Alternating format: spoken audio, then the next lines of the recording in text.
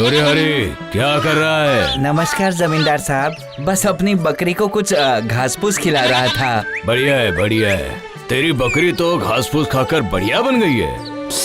इसे देखकर मुझे खाने का मन हो रहा है। क्यों रे? हाँ मालिक, आपने बिल्कुल सही कहा, बिल्कुल सही कहा। अरे हरी, इसको तो खिला पिला कर बहुत अच्छा बनाया। अब इसे देखकर मुझे खाने का मन कर रहा है। काफी दिन हो गए इतनी अच्छी बकरी का मांस नहीं खाया। सही कहा, बिल्कुल सही कहा, बहुत दिन से नहीं खाया। चलो इस बकरी को उठा लो, ये जो भी कीमत मांगे दे देना, इसको नुकसान नहीं होना चाहिए। हाँ, मुझे माफ कर दीजिए जमींदार बाबू, ये बकरी मेरे दिल के बहुत करीब है, मैं इसे बेचना नहीं चाहता। अरे बाबा, इसकी हिम्मत तो देखो, मुझे ना कह रहा है। सच बोलने में कैसा हर्ज जमींदार बाबू, मेरी चीज है, बेचना नहीं बेचना मैं तय करूंगा। ठीक है, इसका जो नतीजा होगा ना उसे भुगतने के लिए तैयार रहना। चलो।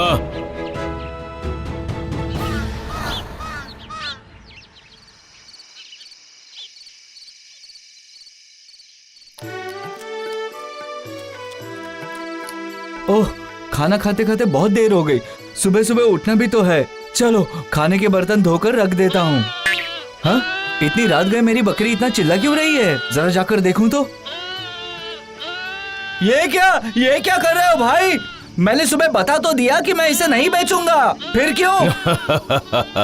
जब प्यार से मांग रहा था तब तूने दी ही नहीं, है ना? कल रात में जब मसाला वगैरह लगा के अच्छे से पकाऊंगा ना, आहा, क्या स्वाद आएगा। तेरे लिए भी भिजवा दूंगा। हाँ, तू भी अच्छे से खाना, ठीक है? तेरी बकरी है।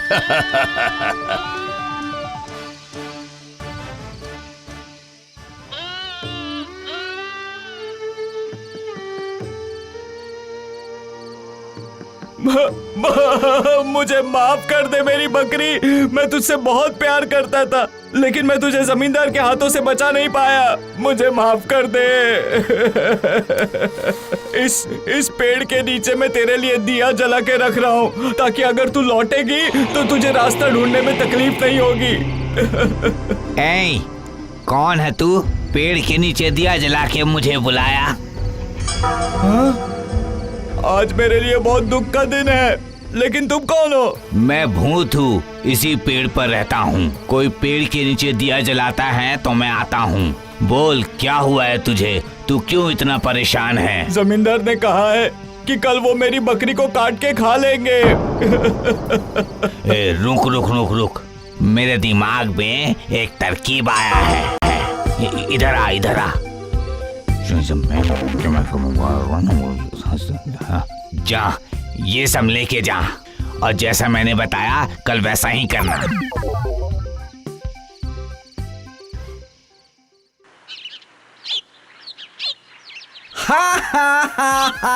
जमींदार ने बकरी ले ली, खुशी मिली, इतनी कभी खुशी नहीं मिली रे। धदिंदा धदिंदा ददन ददन ददन ददन।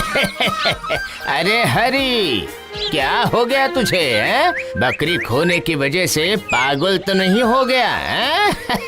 इतना खुश क्यों लग रहा है? है? अरे सुनो, बकरी गई और जिंदगी संवर गई। वो बकरी मेरे लिए अपशकुन से कम नहीं थी, एक पंडित ने बताया था मुझे, समझे? तेरी जिंदगी में से ये काली बकरी जब जाएगी, तेरी जिंदगी में उजाला ही उजाला होगा। हाँ। अच्छा, ऐसी बात है? अरे देखो, सबूत देखो। कल रात को बकरी गई और आज सुबह सोना आया। ये देखो कितने सारे गहने हैं मेरे पास, देखो। सचमुच, ये तो बहुत ही अद्भुत घटना है रे। अब तो जमींदार को समझ में आएगा, जब उनका सत्यानाश होगा ना तब समझ में आएगा। हाँ। अरे ये सब क्या सुन रहे हो? नहीं, मुझे नहीं खानी वो बकरी, भेज दो उसे वापस। सुन रहे हो ना? जो आज्ञा। अभी के अभी उस बकरी को हरी के पास वापस भेज दो, सुन रहे हो ना? जो आज्ञा हुजूर, जो आज्ञा।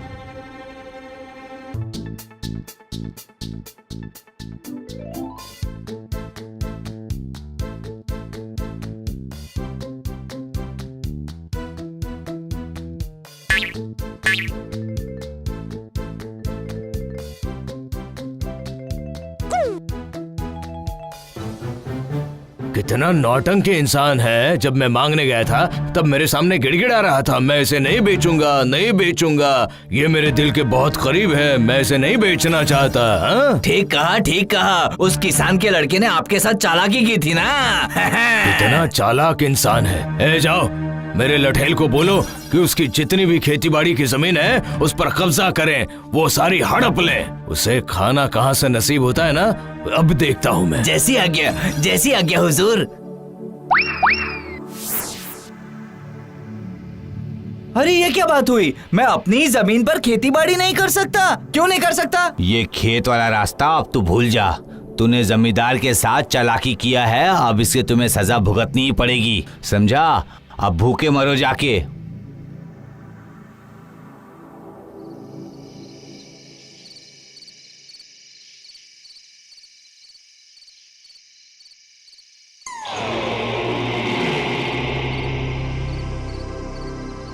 क्या हुआ? आज फिर क्यों बुलाया मुझे? क्या बताऊं पेड़ वाले भैया, मेरी जमीन मुझसे छीनी जा रही है। अच्छा, ठीक है, ठीक है।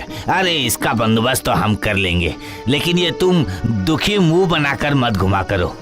जो भी परेशानी है उसे हंसी खुशी से ही गुजारना चाहिए। हंसेगा, खुश रहेगा तो इस समस्या से छुटकारा मिल सकेगा।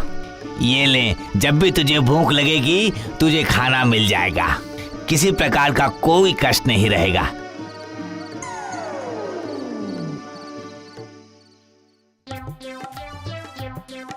गमला मेरा सोना, मुझे पुलाव दो ना।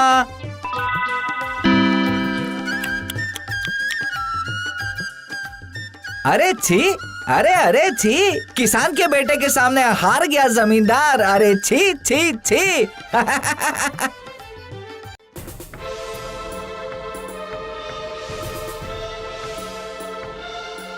अरे हाँ हुजूर, मैंने अपने कानों से सुना था। वो किसान का बेटा आपका मजाक उड़ाकर हंस रहा था। हाँ। क्या? उसकी इतनी हिम्मत? अब देखेगा वो। अब तो ना मैं उसे जिंदा जला दूंगा।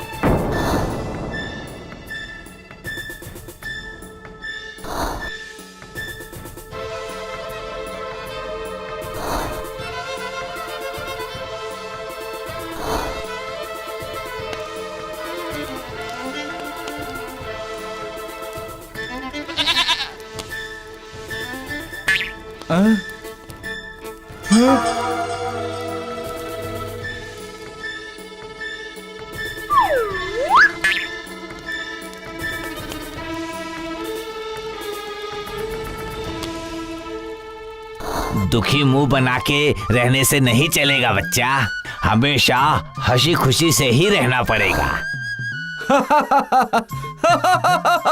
जमींदार ने मेरा घर जलाया, मेरा मकान बड़ा हुआ, छत के जगह आसमान मिला, चांद और सूरज मिला। आहा रे आहा, बेचारा शोक के कारण पागल हो गया है। अब तो हमें ही कुछ करना पड़ेगा। चलो चलो, सब चलो। जमींदार को उचित सीख देनी पड़ेगी। ओ पेड़ वाले भैया, अब आप ही मुझे बताओ कि मैं क्या करूं, बताओ। तुझे और कुछ करने की जरूरत नहीं है, तेरा हंसी खुशी चेहरा ही तेरी मदद करेगा। पीछे मुड़ के देख।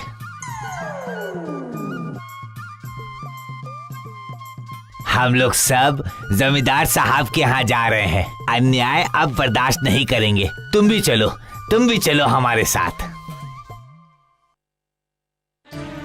नहीं, अब ये अन्याय हम और नहीं सहेंगे और ये अत्याचार अब हम और नहीं बर्दाश्त करेंगे। आप हरी के साथ गलत नहीं कर सकते। जमींदार साहब बाहर आइए, नहीं तो हम आपका मकान जला देंगे। एक कमजोर आदमी पे जुल्म ढाते हो, एक हंसी खुशी चेहरे वाले आदमी के साथ ऐसा जुल्म बिल्कुल नहीं चलेगा। ये तो बहुत बड़ी मुसीबत आ पड़ी। ये सब तो मुझे ही जिंदा जलाने आ गए। सुनो, अब मेरी वजह से तुम्हारा बहुत नुकसान हुआ है। तुम्हारा घर जल गया, अब से ये घर तुम्हारा है। मैं ये गांव छोड़कर चला जाता हूँ, अब नहीं दिखूंगा यहाँ पर कभी भी। आज रात को ही चला जाता हूँ मैं, ठीक है? क्या सब कुछ ठीक तो है आपने ना? मुझे बहुत अच्छे सुझाव दिए पेड़ वाले भैया, मैं आपका हमेशा ऋणी रहूंगा। हाँ भाई, एक दिन मैं भी तेरे जैसा ही अच्छा इंसान था। मेरा नाम था राम नारायण। बहुत उपकार किया था मैंने, लेकिन वो जमींदार के लोगों ने मुझे जीने नहीं दिया। फिर मैं मर गया, लेकिन मरने के बाद भी मेरे मन की इंसानियत को मार नहीं सका। आज भी मैं अच्छे इंसान की मदद करने की कोशिश करता हूँ। आप बहुत अच्छे हो बड़े भैया, आज के बाद आप मेरे साथ रहेंगे, मैं आपका छोटा भाई बनकर रहूंगा। हाँ, मुझे कोई चिंता नहीं है, सारी जिंदगी हंसी खुशी रहेंगे। कहावत है ना, जाको राखे साइया मार सके ना कोई। मधुकुंज नाम के एक गांव में एक लकड़हारा रामू अपनी बीवी गीता के साथ रहता था। दोनों दिल के बहुत अच्छे थे। रामू मालिक नारायण जी के यहाँ लकड़ियां तोड़कर लाने का काम करता था और उसे उसी के कुछ पैसे मिलते थे। एक दिन ऐसे ही लकड़ी काटने के बाद रामू ने नारायण जी से कहा, साहब, आप मुझे काम के जो पैसे देते हैं वो बहुत ही कम है। मेरी विनती है आपसे कि कृपया कुछ पैसे बढ़ाइए। ये क्या कह रहे हो तुम रामू? मेरे यहाँ सभी को एक समान पैसा दिया जाता है, ऐसे में मैं तुम्हें ज्यादा पैसे क्यों दूं? लेकिन साहब जी, मैं हर दिन कड़ी मेहनत करता हूँ, पेड़ काटता हूँ और भारी बोझ भी उठाता हूँ। हाँ तो क्या हुआ, ये तो सभी करते हैं। देखो रामू, मैं जितना देता हूँ वो बराबर ही है। लेकिन साहब, इतने से पैसों में मैं परिवार का गुजारा कैसे करूँगा? मैं तुम्हें कोई ज्यादा पैसे नहीं देने वाला। अगर काम करना है तो करो, नहीं तो छोड़ दो। रामू की विनती करने के बावजूद भी नारायण जी नहीं माने। रामू दिन भर काम के बाद घर लौटा तो गीता ने पूछा, जी आ गए आप? आपका दिन कैसा था? हाँ, लकड़ियों का बहुत बोझ उठाना पड़ा। जी आप बहुत मेहनत करते हो। अभी घर चलाना है तो इतना तो करना ही पड़ेगा ना। आप कहो तो मैं भी चलूं आपके साथ, आपको मेरी मदद हो जाएगी। अरे नहीं, तुम घर संभालती हो वही बहुत बड़ी बात है मेरे लिए। बाहर मैं संभाल लूंगा, तुम चिंता मत करो। ऐसे ही खाना खाकर बातें करते हुए दोनों सो गए। अगले दिन रामू रोजाना की तरह अपने काम पर गया। लकड़ी काटने के कुछ देर के बाद एक जरूरतमंद बूढ़े इंसान किशन जी ने उसे आवाज लगाई, अरे सुनो तो बेटा, हाँ, क्या पास में कोई खाने की दुकान है? हाँ, मैंने 2 दिन से खाना नहीं खाया है। हाँ, जी बाबा, दुकान तो है लेकिन काफी दूर है, आपको बहुत दूर तक चल के जाना होगा। कोई बात नहीं बेटा, कोई बात नहीं। हाँ, मुझे बहुत भूख लगी है, मुझे वहां तक जाना ही होगा। हाँ बाबा, आप चाहे तो मेरा खाना खा लो। हाँ? नहीं बेटा, नहीं, तुम्हारा खाना नहीं खा सकता मैं। मुझे तुम्हें परेशान नहीं करना है। हाँ, नहीं, मुझे बिल्कुल भी परेशानी नहीं है बाबा, हम दोनों साथ में खाते हैं। आइए बाबा। दोनों ने साथ में खाना खाया और किशन जी वहां से चले गए। रामू भी अपना काम करके घर पर लौट के आया। जी क्या हुआ, आप परेशान लग रहे हैं? रोज ये ऐसी लकड़ी काटना और ऊपर से पैसे भी इतने कम मिल रहे हैं, ऐसे में हमारा गुजारा करना तो बहुत कठिन है। आगे चलकर हमें बच्चा हो गया तो हम क्या करेंगे? हा? हमें इस बारे में भी तो सोचना होगा ना, क्यों? आप सही कह रहे हैं। अगर हम खुद का कुछ करें तो मतलब आप तो लकड़ी काट रहे हो, वो आप खुद शहर जाके बेच दो, इससे हमें ज्यादा पैसे भी मिलेंगे। तुम्हारी बात तो सही है गीता, लेकिन शहर में इतनी सी लकड़ियाँ कोई नहीं खरीदेगा। हमें ट्रक भर के लकड़ी लेके जानी होगी। और इतनी लकड़ियाँ इकट्ठा करने के लिए 2-3 महीने तो लग ही जाएंगे ना। तब घर में पैसा कहाँ से आएगा?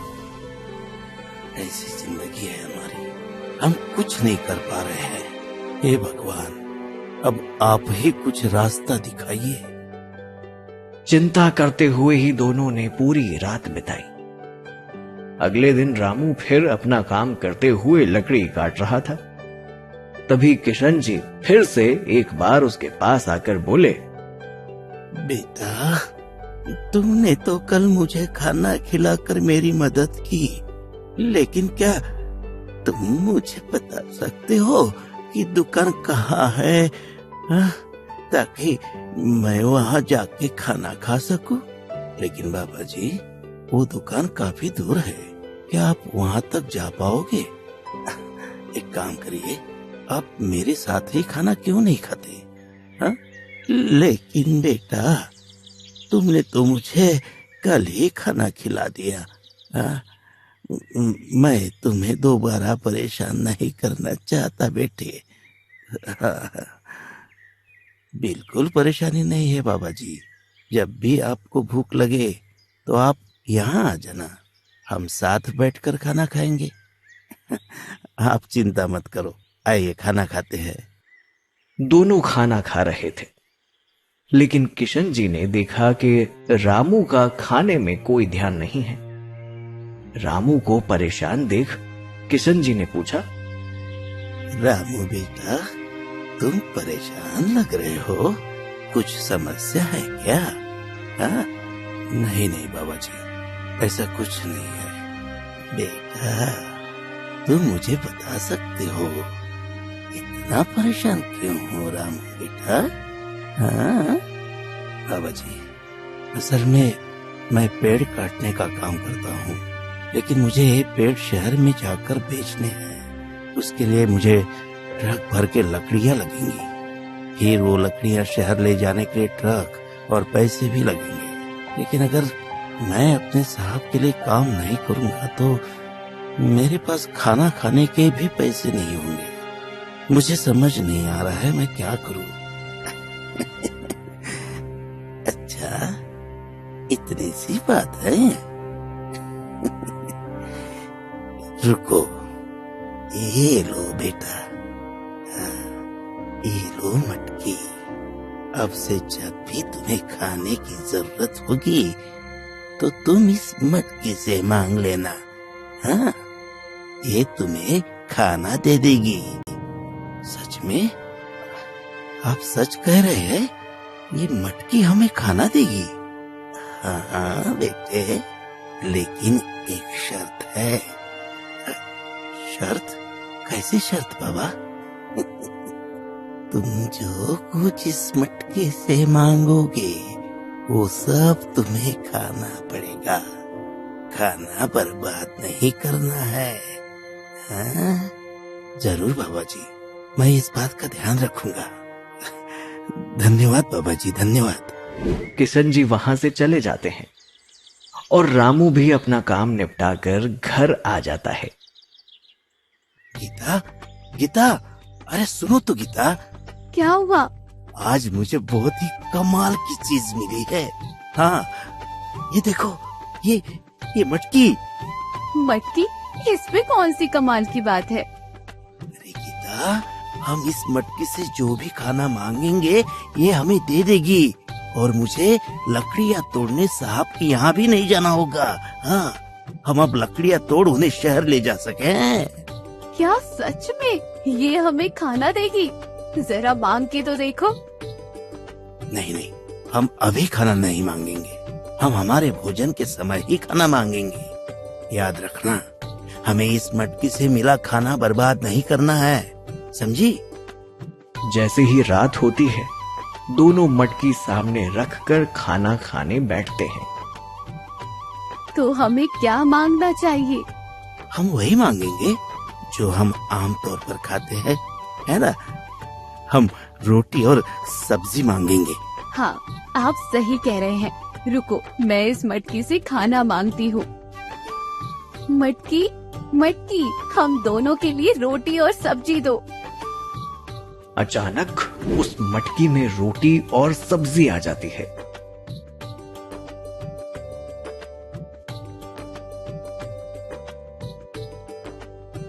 दोनों खुशी खुशी खाना खाकर सो जाते हैं।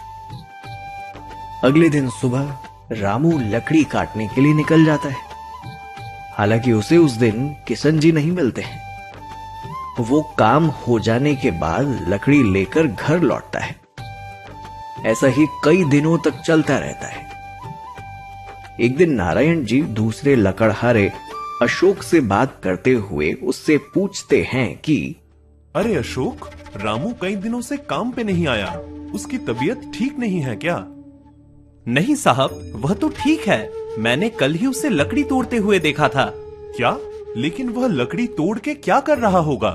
वह काम नहीं कर रहा है तो खाना कहाँ से लाता है? मुझे नहीं पता कि रामू यह कैसे कर रहा है, लेकिन ऐसा लगता है कि उसके दिमाग में कुछ चल रहा है। आखिर चल क्या रहा है?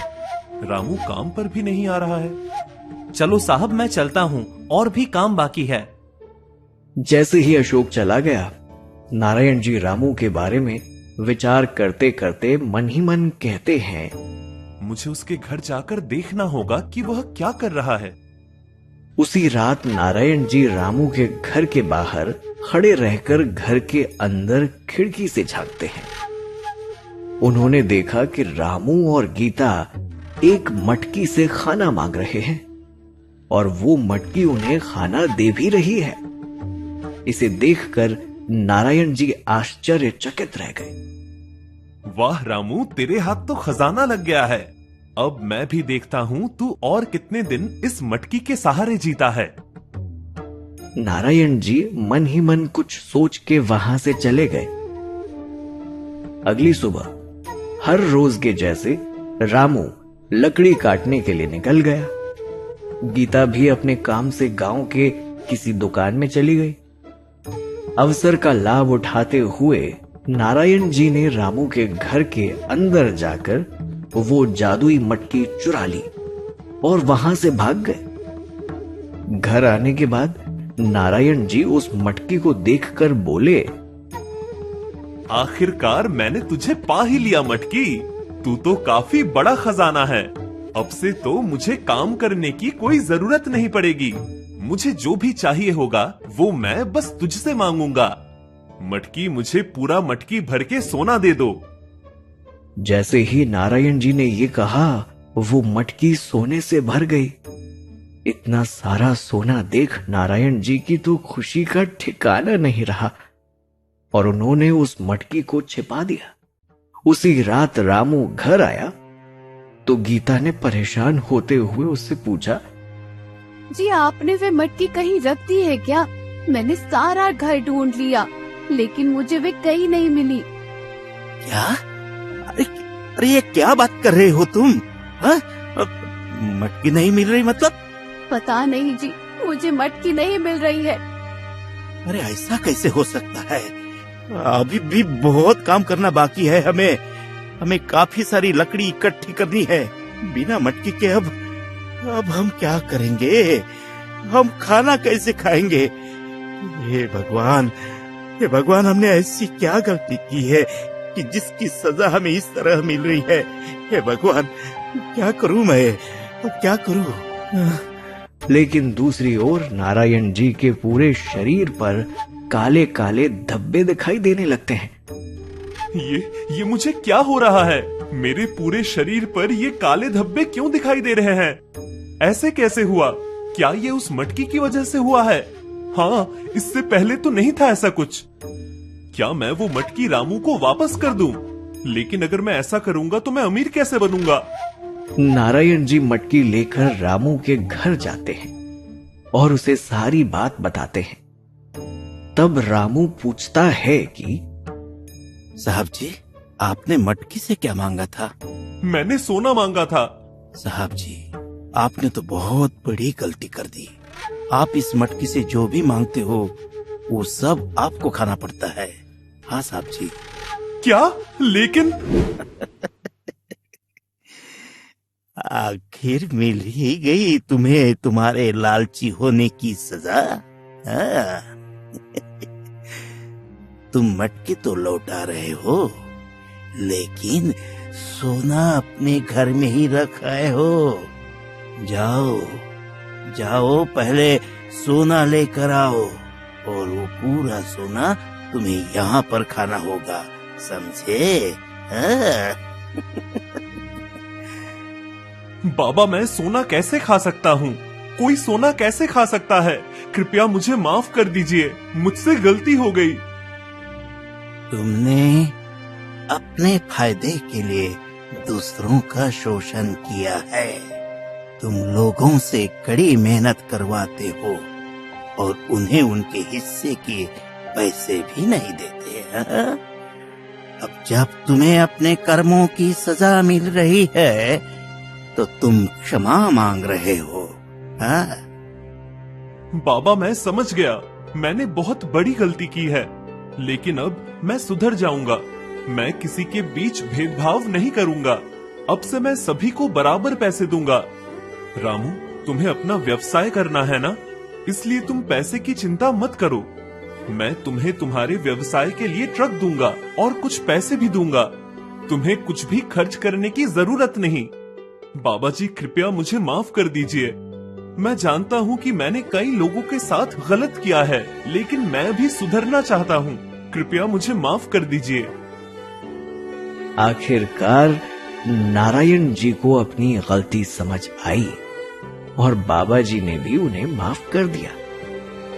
और इसीलिए प्यारे दोस्तों, हमेशा याद रखिए कि लालच के गंभीर परिणाम हो सकते हैं, लेकिन अपनी गलतियों को स्वीकार करने, क्षमा मांगने और सुधारने में कभी देर नहीं होती है। अपनी गलतियों को सुधारना अपने विकास के लिए, बेहतर भविष्य के लिए महत्वपूर्ण है।